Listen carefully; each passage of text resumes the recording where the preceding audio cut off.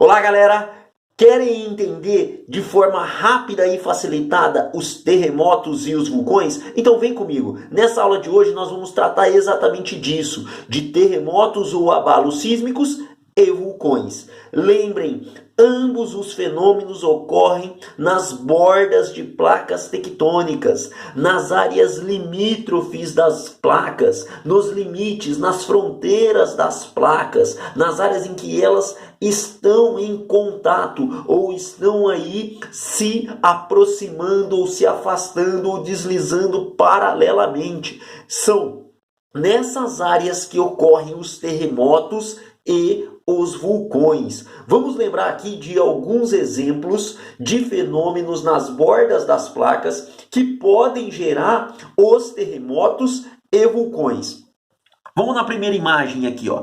Aqui nós temos uma placa continental se chocando com uma placa oceânica. Lembrem, o movimento é na horizontal, as placas estão indo na mesma direção, na horizontal. Se é na horizontal, movimento orogênese. Se vai na mesma direção, o movimento é convergente. Uma orogênese convergente. Como nós temos uma placa oceânica e uma continental, a oceânica mais densa vai em direção ao manto, a continental menos densa se dobra sobre ela. Esse fenômeno é chamado de subducção. Nome completo: orogênese, porque é na horizontal, convergente, porque elas vão na mesma direção, do tipo subducção, porque a continental se dobra sobre a oceânica. Queridões e queridonas, nestas áreas, ou em uma área como essa, nós temos instabilidade e perturbações no magma, lá no manto.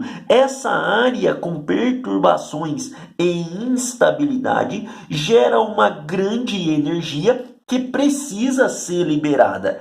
E como essa energia vai ser liberada? O magma vai encontrar aí partes frágeis dentro dessa crosta, dentro dessa placa, onde surgirá um vulcão. O vulcão nada mais é do que um fenômeno ou uma ferramenta de liberação das instabilidades que estão ocorrendo aqui no manto.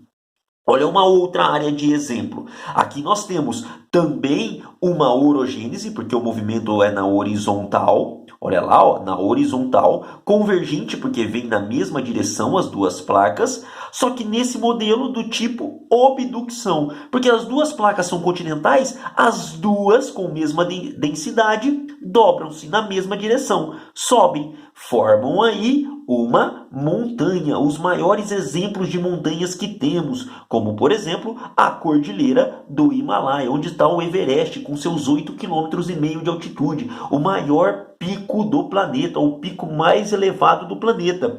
No caso anterior de subducção, um exemplo é a Cordilheira dos Andes, aqui na nossa América do Sul, ok? Com o pico do Aconcagua aí, o mais elevado, com 7,5 km, ok? Olha aí uma diferença de 1 km entre os picos mais elevados dessas duas montanhas. Mas no caso da obducção, onde nós temos aí, ó, duas placas continentais se chocando, nessa área do choque nós também temos instabilidade lá no magma. E essa instabilidade, esse aumento de energia precisa ser liberado. Podemos ter aí o surgimento de vulcões nessas áreas, ok? Olha lá, ó, no movimento conservativo, onde as placas deslizam paralelamente, também ocorrem instabilidades. Também podemos ter vulcões nessa área. Na área de afastamento das placas, que já discutimos, nesse caso uma orogênese, porque é na horizontal, divergente, porque as placas estão se afastando. Nós vamos ter a liberação do magma vindo lá do interior do manto, e esse magma vai se solidificar em contato com temperaturas mais altas na superfície, no caso aqui é o fundo do oceano, e nós vamos ter a formação de dorsais. Essas dorsais com a possibilidade de presença de vulcões. Aqui nessa representação temos aí a estrutura interna de um vulcão, e ela está dividida em chaminé e câmara magmática. A chaminé é o ponto mais elevado de onde está sendo expelido o magma, a lava. Magma enquanto está no manto, lava quando está na superfície. É a mesma estrutura, só que recebem nomes diferentes de acordo com a área em que ela se encontra. Na câmara magmática nós temos o magma sendo transportado lá do manto,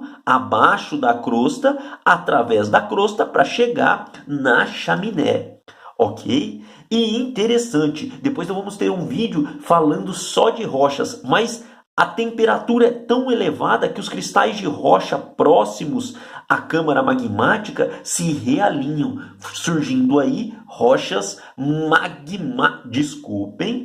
as rochas magmáticas sofrendo alta temperatura vindas da câmara magmática, os seus cristais se realinham, surgindo rochas metamórficas. Mas num vídeo, ou melhor, no vídeo de amanhã, essa aula já está pronta, galera, já está pronta, a aula de rochas aí. No vídeo de amanhã, nós vamos tratar sobre os diferentes tipos de rochas. E vamos dar exemplos e o porquê elas surgem, de que forma surgem, quais suas finalidades. Então, fiquem aí no aguardo que essa vai ser a nossa aula de amanhã, ok? Agora, quanto aos terremotos, vamos entender alguns aspectos dos terremotos. Você já deve ter ouvido as expressões epicentro do terremoto. Epicentro. Epicentro é o ponto central do terremoto na superfície da crosta. E é diferente de hipocentro. Hipocentro é onde o terremoto começou. Aqui nós temos representado uma placa tectônica se chocando com outra placa tectônica. Essa linha é a fronteira entre as placas. Essas setas são as direções em que as placas estão indo. Essa está indo para a esquerda, essa está indo para a direita. Esse choque gerou lá instabilidade, gerou vibração na placa, gerou um terremoto. Onde o terremoto começou, lá no meio da placa, é o que nós conhecemos como hipocentro do terremoto. Esse mesmo ponto, nós vamos traçar uma linha imaginária até a superfície terrestre. Esse ponto imaginário na superfície terrestre é o epicentro, o ponto central do terremoto na superfície terrestre. Mas o terremoto não começou ali, ele começou lá no interior da crosta, no hipocentro, ok?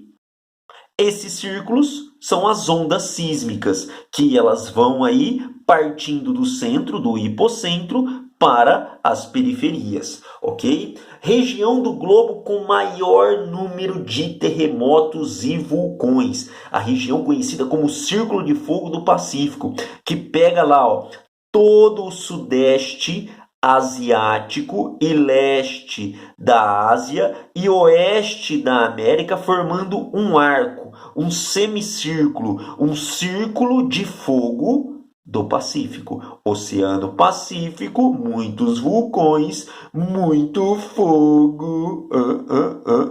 Círculo de fogo do Pacífico. Queridões, quando vocês veem notícias de terremotos, vocês já devem ter visto a sua amplitude ou o seu grau, a sua escala, a sua aí nomenclatura. Por exemplo, um terremoto de 2, 3, 4 graus na escala Richter. O que significa isso? E significa, ou ela demonstra, a intensidade da vibração do terremoto. Essa escala vai de 1 a 9, mas ela pode ir a números superiores de acordo com a intensidade do terremoto. Mas terremotos superiores à escala Richter 9 não são comuns. Lembrem disso. A escala de Mercalli é uma outra forma de classificar os terremotos. Essa menos comum de se ver nos noticiários. A escala de Mercalli vai classificar os terremotos de acordo com os danos causados. O terremoto destruiu uma grande área, destruiu lá uma grande área da cidade, índices mais elevados na escala de Mercalli. O terremoto causou pouca destruição, Então, índices menos elevados na escala de Mercalli. Essa vai de 1 a 12. 1 a 12 graus na escala aí de Mercalli. Queridões e queridonas, vamos ficando por aqui com mais essa aula. Dê o seu print aí na tela. Use essa estrutura como um mapa mental para estudo. Se tiver dúvida, mande seu comentário aí no vídeo. Eu vou tentar resolver ou vou tentar explicar ou tirar a sua dúvida. Tento aí fazer um outro vídeo a respeito da sua dúvida. Se você tiver aí indicações para outros assuntos para a gente discutir, mande aí nos comentários. O meu nome é Eduardo, sou professor de Geografia e espero ter ajudado nos seus estudos. Não esqueça de dar um like no vídeo, se inscrever no canal para receber vídeos diários de geografia facilitada na sua ou no seu celular, aí nos seus meios de acesso à internet. Queridões e queridonas, não esqueçam também, isso aqui, assunto do 6º ano, primeiro ano do ensino médio e início da revisão do 3º ano do ensino médio. Cai em vestibular? Cai, despenca, aparece muito em vestibular. Então usem para estudar. Se tiverem dúvidas, voltem em outros vídeos que já fizemos a complementação dessa discussão.